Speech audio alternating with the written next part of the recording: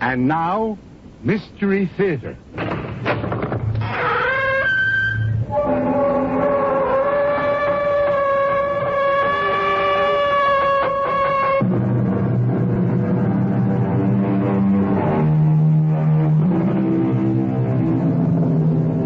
Come in. Welcome. I'm E.G. Marshall.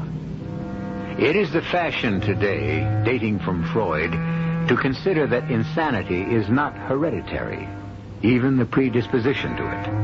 But the great Sigmund Freud died less than 40 years ago.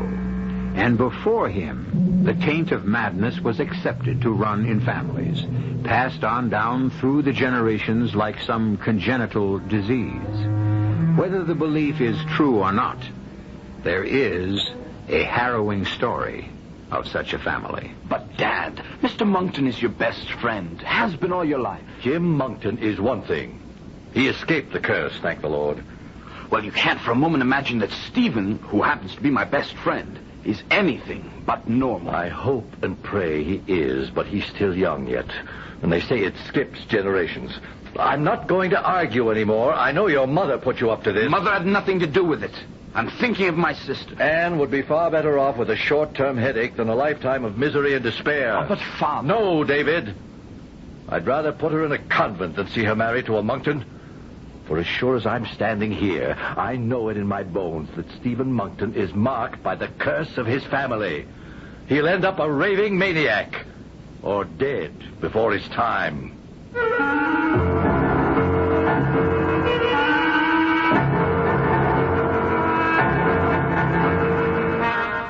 Our mystery drama, Mad Monkton, was especially adapted from the Wilkie Collins classic For the Mystery Theater by Ian Martin and stars Christopher Tabori.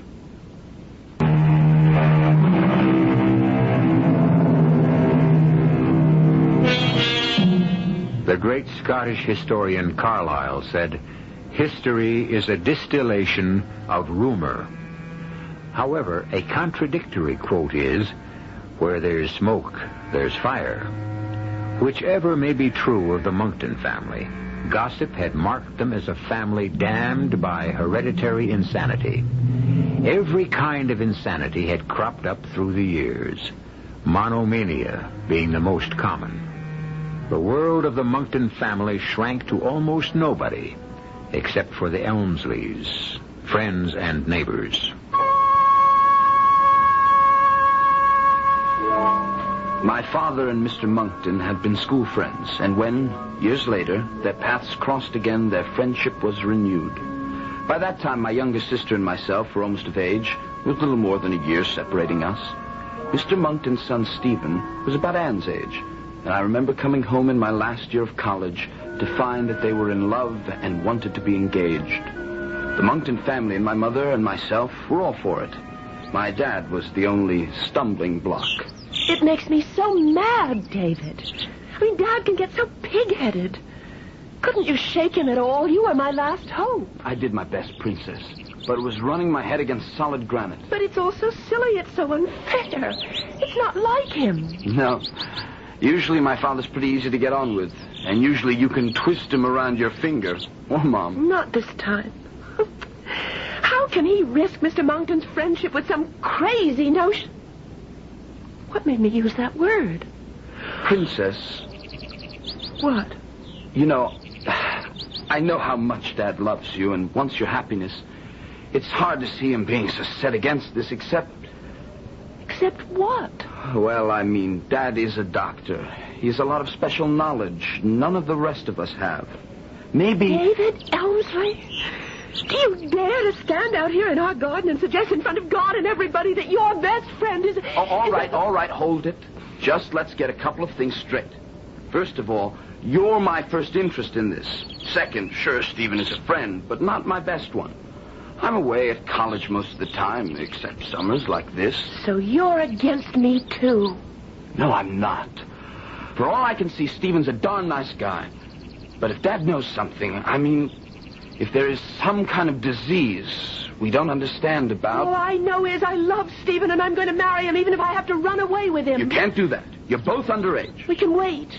It's not that long. And once we both get to be of age, we'll be married, even though it's over Dad's dead body.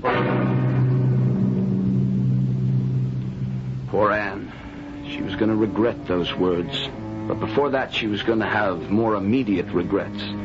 For as soon as my father refused to give his consent to the engagement, and naturally was forced to reveal his reason for it, Monkton Abbey was closed to our family forever, and Stephen forbidden to go near any of us. Anne was beside herself till I worked out a little subterfuge. I returned to college and wrote my father that I was having a series of strange headaches, which brought him post-haste to diagnose them. So while he was away, my mother could arrange to let the two lovebirds meet. David was an angel and got Dad out of the way for a day or two. Now, Stephen, what are we going to do? Well, wait till you're 21, and then I'm going to carry you off like a knight in the old stories of daring do. If your father will let you. I'll be 21 in less than 4 months. There's nothing he can do to stop me. Nothing either of them can do. But would he try? I don't know. He's awfully angry with your father, and he can be just as stubborn. That damn legend, you know? It bothers him, and Dr. Elmsley hit him right where it hurts the most, in his pride. But what started it all? Heaven knows. The things I've heard I won't shock you by repeating, but there's no proof for any of it. It all started so long ago. And it never would have amounted to anything, I suppose, if people weren't so jealous. Because your family's always been so rich and powerful. Something like that. Lord knows there's enough money. We're rolling in it. We can live like whatever we please, wherever we please when I come into it. Unless your father's still angry enough to cut you off. Well, who would he leave it to? There's only Uncle Alfred left. He's off in Europe somewhere and rich enough in his own right. What's he like? Ooh, a monster. My esteemed uncle is enough to give the whole family a bad name just by himself. I've only seen him twice. I honestly think he is so completely evil, my father pays him off to keep him out of the country. Let's not worry about Uncle Alfie. He's not any part of our problems. Prophetic words again. If poor Stephen could only have known, if any of us could have known the future when Anne wrote me of her meeting with Stephen. But we didn't. And if he had, this story might never have happened.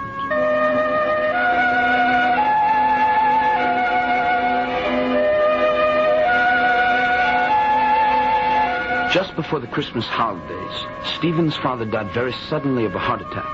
Immediately after the funeral, my father, claiming that a lingering bronchial infection was endangering my mother's life, moved the rest of our family to the south of Spain. So it was that Stephen and I spent the Christmas season together, for many reasons. I appreciate your company, David. Where else would I go, with my family over 1,000 miles away? You could have joined them in Spain. Most of the time would have been spent getting there and back. Besides, it's more important now to find out about your plans for the future. In a few weeks, I shall be 21, my own master. I shall have an income of £30,000 a year.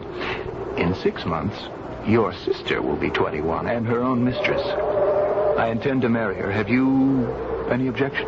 No, none. So you and Anne will be married by summer.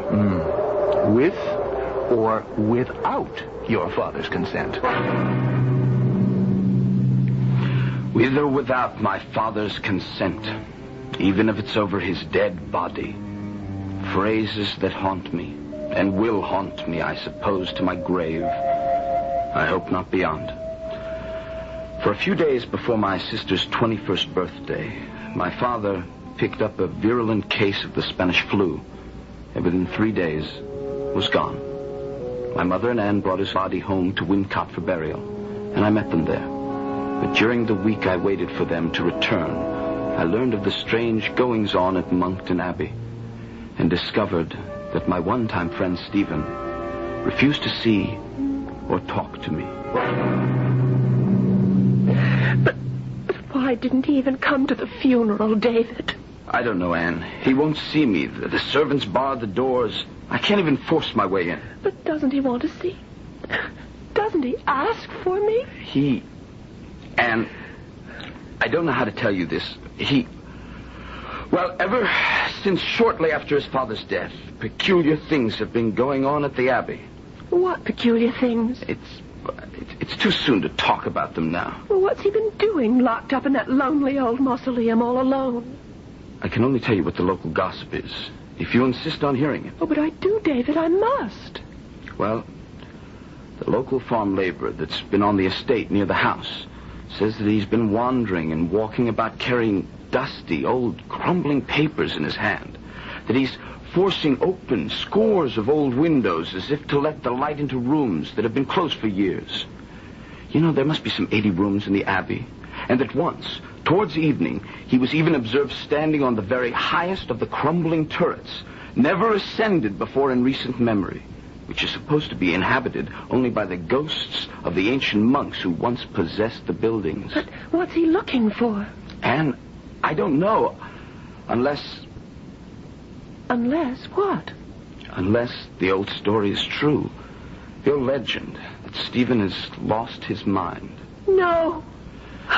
And where are you going? I'm going to find out for myself. To prove you're all wrong. I should have followed Anne, I suppose. But I thought perhaps it was better for her to find out the truth for herself. Whatever the truth might be.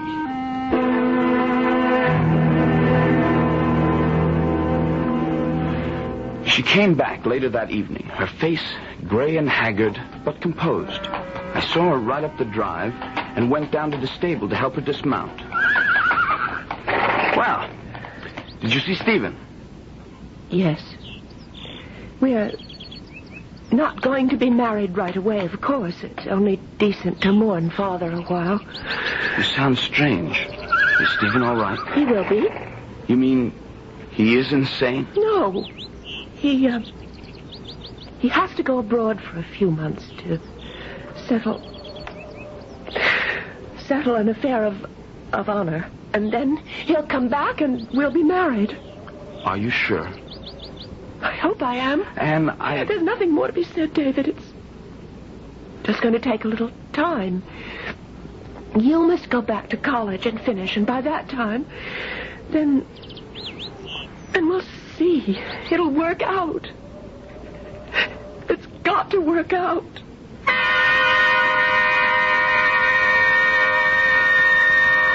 I couldn't get any more out of her. Stephen still refused to see me. I went back to college, graduated, and returned. My mother could tell me nothing new.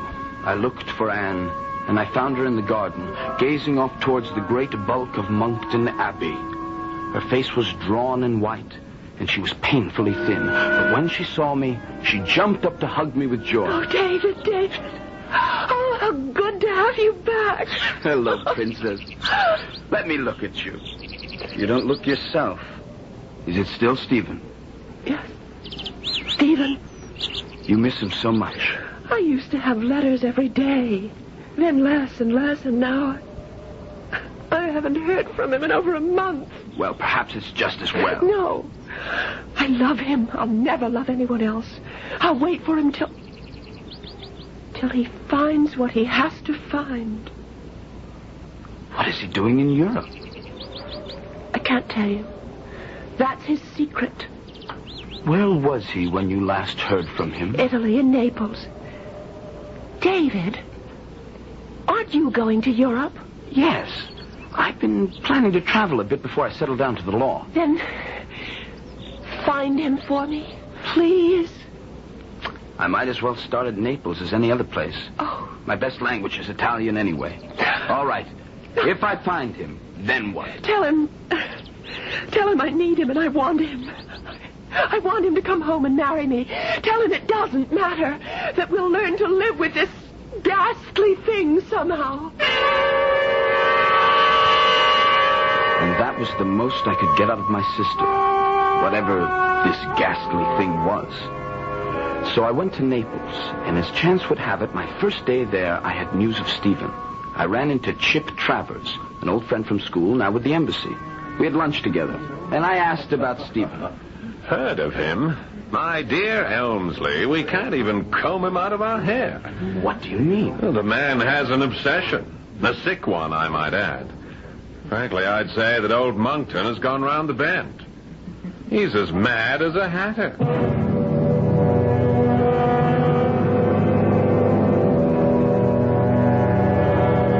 And so it seems that the black cloud of tragedy does indeed hang over the house of Monkton. That madness is an inherited trait.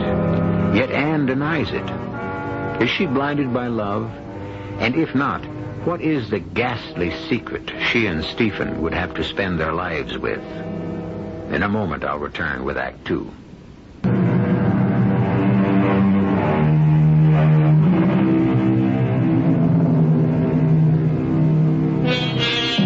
Monomania, an insanity in which the psychotic thinking is confined to one idea or group of ideas. Dictionary definition. And the whispers and rumors and accusations which have been voiced about the Monkton family for centuries, about the curse that lies on it, have tended to stress this particular form of madness. But what one idea or group of ideas? What is the dread obsession that has seized his forebears and apparently has reached into modern times to fester now in Stephen Monkton's brain? Why do you say that? And why should he be bothering the embassy? Well, you know he had an uncle, a pretty bad lot. He's been traveling around Europe for years. Yes, Alfred Monkton. That's our boy. Apparently, one of his past misdeeds caught up with him, and he got himself shot in a duel somewhere in Italy. News of it reached Stephen, and he arrived here a few weeks ago. Since then, has been pestering the living daylights out of us, the police, all the authorities. To have some action taken against the man who killed his uncle? Oh, Lord, no. The police are trying to follow that up. Naturally, since under present law it constitutes murder. The opponent and the seconds disappeared into thin air. But Monkton, by all evidence, doesn't give a hang about them. All he wants is his uncle's body. Is that so impossible? Oh, probably. I don't understand. Look, we only heard of this duel from a French journal some weeks after it happened. Monkton's second died and left some papers constituting a partial confession. But the one vital thing not included was where the duel was fought. So nobody knows where Alfred Monkton was buried. Or if he was buried at all.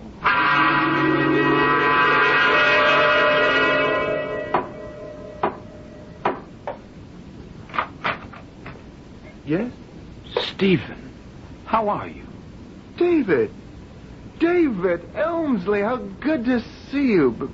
But you're not alone. Of course I am. Who would be? Oh, if you mean Anne. No, I'm sorry. She isn't here. No, I didn't mean Anne. Come in. Come in. Thank you.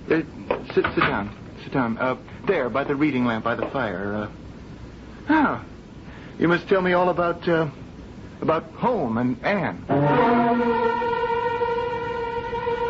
As I crossed the shadowed room, lit only by the one lamp, my spine was still cold from that peculiar moment at the door. The moment when Stephen, at first so obviously glad to see me, had let his eyes wander for a moment and stay fixed at a spot over my shoulder, as though someone stood there, behind me, watching, waiting, for what? David, what brings you here to Naples? Oh, part touring the continent, part a promise to Anne. You haven't written her in a long time. No. She's pretty heartbroken, Stephen. No more than I haven't written because for all my searchings, I've nothing to report. She sent you a message, Stephen. Oh. May I see it? Well, it's a verbal one. She was afraid her letters were going astray. What's the message? She said, tell him I need him, and I want him. Tell him to come home and marry me. Tell him it doesn't matter, we'll learn to live with this ghastly thing somehow. Yeah. She still believes. What? That I'm not mad. I don't quite know what you mean. Well, sometimes I begin to wonder myself. Stephen, what is it you're looking at over my shoulder? There's nothing there. There's nothing that you can see. But Since you're here, since Anne sent you, you have a right to know. Only, before I tell you... No, don't leave your chair. I want to make an alteration. Do you mind sitting in a strong light? No, it's quite dark in here anyway. Well, then just wait a moment. I won't pretend I was, well, what's the word? Uneasy? Shaken? Or to be totally candid, frightened. Especially as I watched my friend's preparation with the extra light. The wild glitter of his eyes and the dark shadows beneath them. From an adjoining room, he brought a large reading lamp, then 2 candles from a table and 2 more from the mantel, placing them between us. His hand trembled so much, I had to light them for him, and at his direction take the shade off the reading lamp. At last he seemed satisfied, and we sat down. He started his story without hesitation. Has Anne told you anything of why our marriage is delayed, why I'm here? No?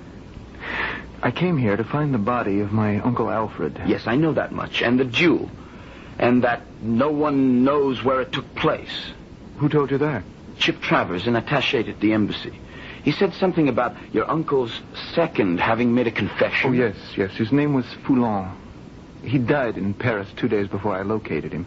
The confession he left failed to tell us where the duel had taken place. Yes, but he must have given you some idea. Oh, if only he had. I have the whole document here. You can read it later. Was it fought honestly? Well, apparently. If any duel can be considered so. They tossed for first fire. My uncle lost. They were placed 30 feet apart. The winner of the toss advanced 10 paces and fired. Had he missed, my uncle could have walked right up to the other and shot him through the heart or head as he desired. But he didn't miss. No. My uncle was dead before he hit the ground. Monsieur Foulon then states that he tore a leaf from his pocketbook describing the circumstances of the death and pinned it to my uncle's chest. Then they started with their plan to dispose of my uncle's corpse. Well, go on, Stephen, go on. I can't. That's where it ended. David, I've hunted. Heaven knows I've thrown money around like a drunken sailor, and a rich one at that. But I don't know the country. I don't know the language. I'm insulted, laughed at almost to my face. Stephen, wait a minute. Can I ask a couple of questions? Of course. How often have you seen your uncle? Twice. When I was a child. Did you like him that much? Like him? I hated him. As the family did. He disgraced our name wherever he went. He was a liar, a cheat. For all I know, a murderer. I gathered from my friend that's sort of the official attitude, too. I don't care about their attitude. What I'm trying to say is, maybe you are being given the runaround, but maybe they don't think you're in earnest. Not in earnest? Come with me. I'll convince you. He leaped to his feet, grabbing a candle, and hustled me into the next room. On one side of his bed was a packing case at least 7 feet long. The top was open so that I could see the case contained a lead coffin, magnificently emblazoned with the Monkton arms, and on a plate the name, Alfred Monkton, with his age and the manner of his death inscribed underneath. Now, I must tell you the secret so that you don't think me completely mad. What is it? You're looking over my shoulder again as if... Look at me, Stephen, please. Yes. Yes, if you will just take your seat again with the lights between us. So. Now, you know the Monktons' reputation. Stephen, let's spare ourselves all the old wives' tales. I can't. You must be part of it now. Do you also know, or have you heard, the family prophecy? No. I can show you the original fading parchment. I will, but for the moment, it's easier to recite it. When in Abbey's vault a place waits for one of Monkton's race, when that forlorn one shall lie graveless under open sky, beggared of 6 feet of earth, though lord of acres from his birth, that shall be a certain sign of the end on Monkton's line. From mortal men, from light of day, the last Monkton shall pass away. Now, really, Stephen... For 1,000 years, at no matter what cost, no matter where he fell or how he died, at no matter what cost or sacrifice, in the vault, under the abbey at Wincott, lies every one of my ancestors. The succession of the dead in Monkton Valley Vault has never been broken. Till now. I can see by your face you want to ask me how I can believe in a doggerel prophecy written and uttered in an age of superstition and ignorance. I'll tell you why I do. Because behind you, right at this moment, as he has ever since you came, confirming my belief, stands Alfred Monkton himself.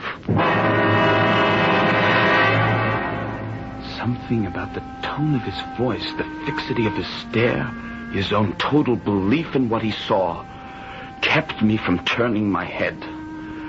At that moment, I, too, believed that if I looked over my shoulder, I would see... He stands behind you. Death glare in his eyes. As I've seen him walking and sleeping from the moment he was shot. What do you mean, from the moment he was shot? How could you? When your father whisked Anne away from me to Spain, I was at loose ends, waiting for Anne to come of age so that we could be married. I had to fill my days with something to do, and I was in a mood to clean out all specters, throw away the past. I decided to look in every nook and cranny of the abbey, clear out the debris, search my family history, and try to lay the ghost for once and for all. What did you find? Great cabinets and iron-clasped chests filled with loathsome secrets of horrors and darkness. Oh, damn. I suppose we were neither better nor worse than all medieval barons, but the things I found... Well, that's dead and gone, I thought. It's the past, which I'm going to cut myself free of and start a new future. I'd worked myself to the highest turret by this time, and I was choked with dust. I stepped out just before sunset, choosing my footing carefully, watching the setting sun and thinking of Anne. And suddenly, yes, standing in front of me, beyond the battlements in mid-air, was the figure of Alfred Monkton. Faintly luminous, as he stands behind you now. Did he speak? No. Was this before the news of the duel reached Wincott? 2 weeks. I didn't know the date of it then as I do now. It was March 14th, the same day as I stood on the battlement. The very moment the bullet entered his side and killed him. And now you know why I dare not marry your sister. Not till I fill the empty place in the Monkton Abbey with the body of my uncle.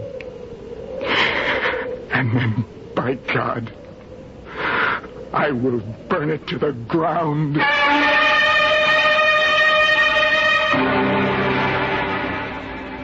So now we know what the monomania of Stephen Monkton's is. But can it be cured by finding his uncle's body and the other means he plans? Or is it doomed by the ancient prophecy that from mortal ken, from light of day, he's the last Monkton to pass away? I'll return shortly with Act 3.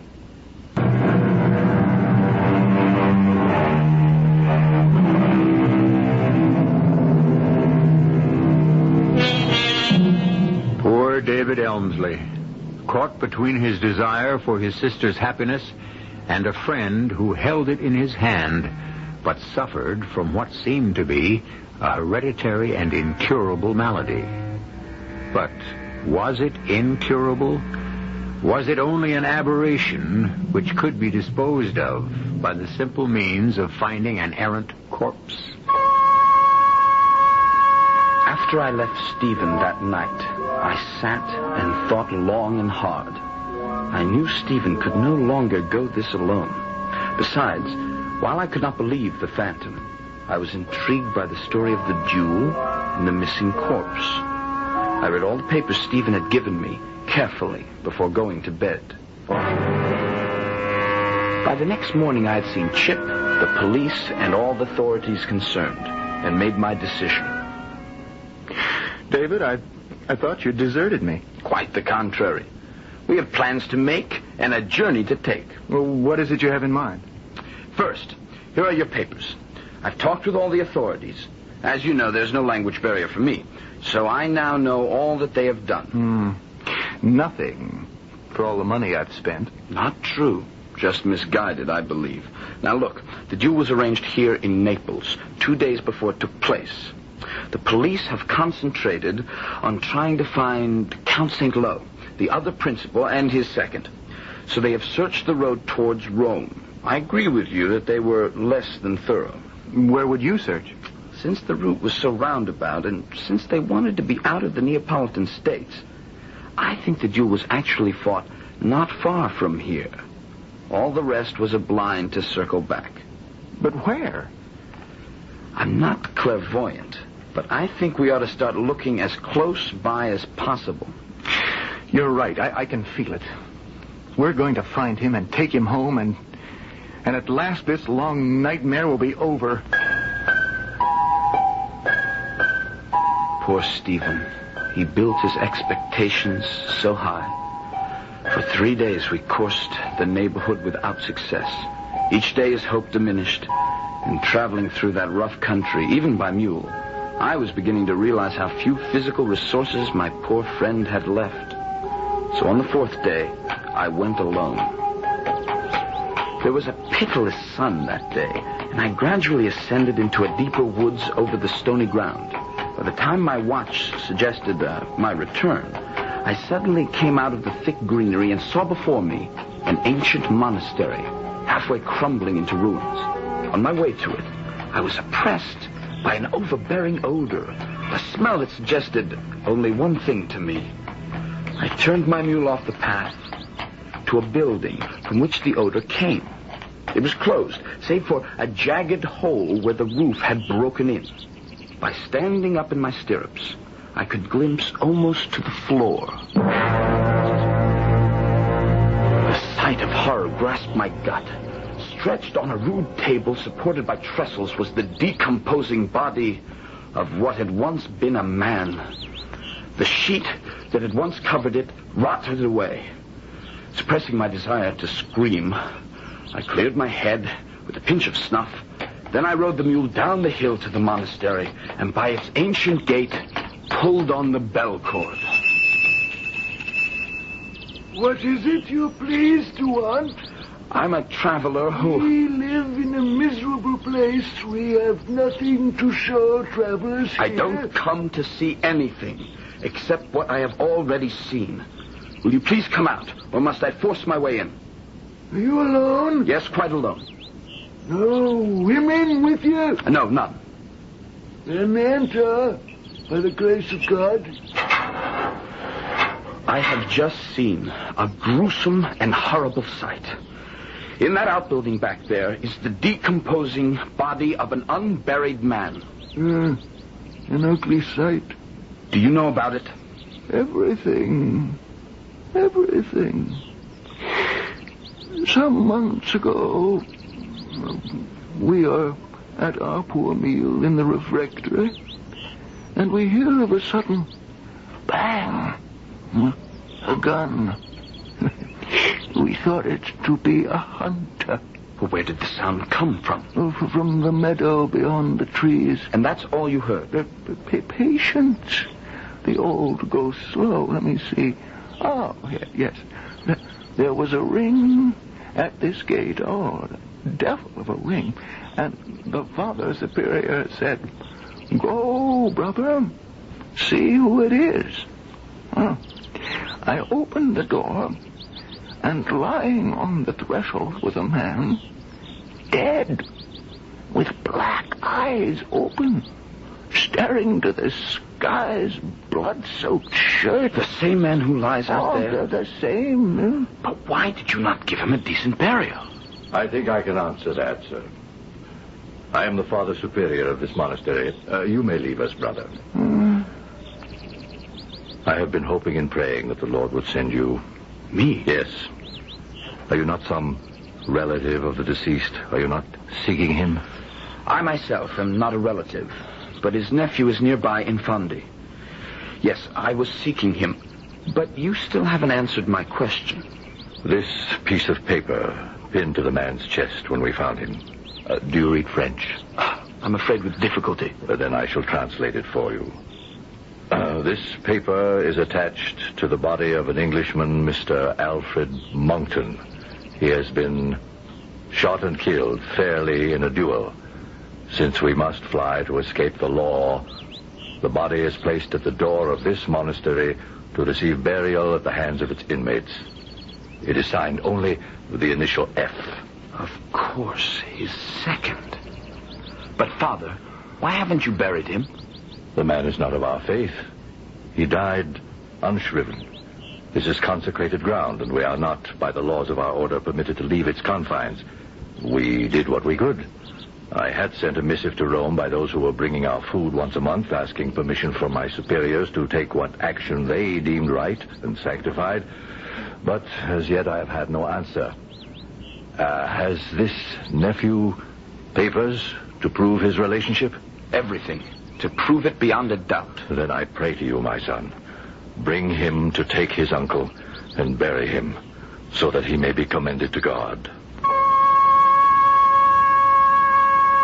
The next 10 days were a fever of activity. I arranged to have embalmers with what chemical assistance was needed.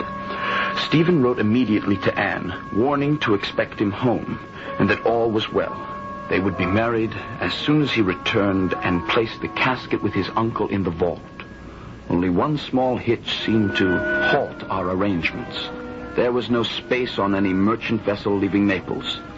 That was quickly solved by our chartering a stout little brig, and within a fortnight, Stephen, myself, and Uncle Alfred, casketed and boxed securely in his crate, were on our way home. But the end was not yet in sight. I can almost smell England. How much longer do you suppose? The captain says that's up to the wind. 2 days, 4 at most. Can't believe it's almost over. It is. Tell me, does the Phantom still appear to you? Oh, yes. Didn't I tell you he followed me everywhere? I shan't lose him till the empty place is filled in the Abbot vault. I'm tired, David, good friend. I think I'll go below for a while. Till later. Take a good rest.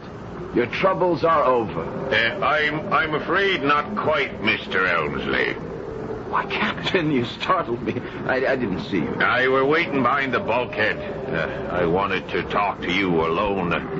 Mr. Elmsley, we have a serious problem. And yes, what is that? You see, there's a Maltese boy aboard, a bad sort. He's told the whole crew that the packing case in Mr. Monkton's cabin contains a dead body. Now, we're in for some rough weather. There's a squall almost on top of us. It'll give us a breather.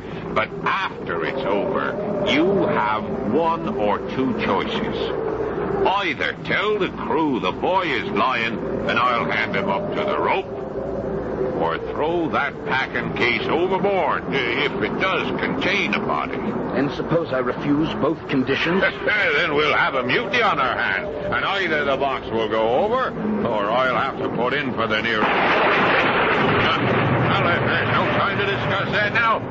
Get on below. You'll only be in the way here. I scarcely made it below deck when the squall hit us. The brig strained and groaned, and we could feel her whirl about. Then came a deafening crash, and a flood of water poured into the cabin. We were sent hurtling to one side, and could feel her suddenly settle that way. Mr. Monkton! Mr. Elmsley! She's broached to! Make your way to the upside! We're abandoning ship! Come on, Stephen! No, not without him! Are you out of your mind?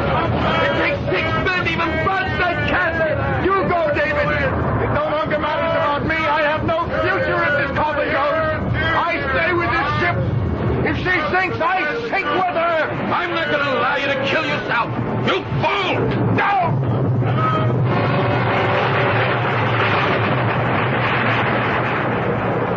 The rest was madness.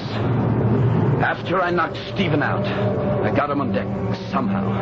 He came to, and he was like a maniac. It took 5 of us to get him aboard the longboat and hold him as we pulled away from the ship. The squall passed as suddenly as it come up, and by that time the brig, dragged down by her broken mast and sail, and the water she had shipped sank to the bottom, taking Alfred Monkton with her. And as she went, Stephen sagged in our arms and lay quiet and hopeless.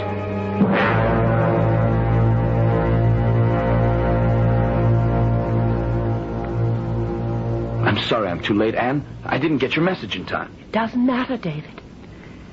He spoke of you at the last. He was quite lucid about what a good friend you are and how hard you tried to save him. I'm glad he's gone. It's been a terrible year for you, Princess. Why you ever married him? I loved him. And he had to have someone to take care of him. Oh, he was quite mad. He was ill, that's all. He lies there, David. Next to the empty spot where Alfred Monkton's casket should lie. The prophecy fulfilled. Oh, no. No, Stephen was not the last of the Monktons. You see, I'm carrying his child. You must be mad, too. No.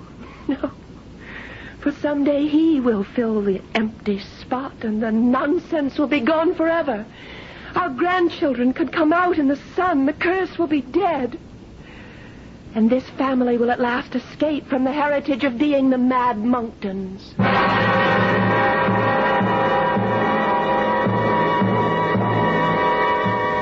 So goes the story. Anne Monkton never married again, but she did bear her child. Was she right that the taint was ever removed, or had love betrayed her into perpetuating a legend? That is something only time can tell. I'll be back shortly.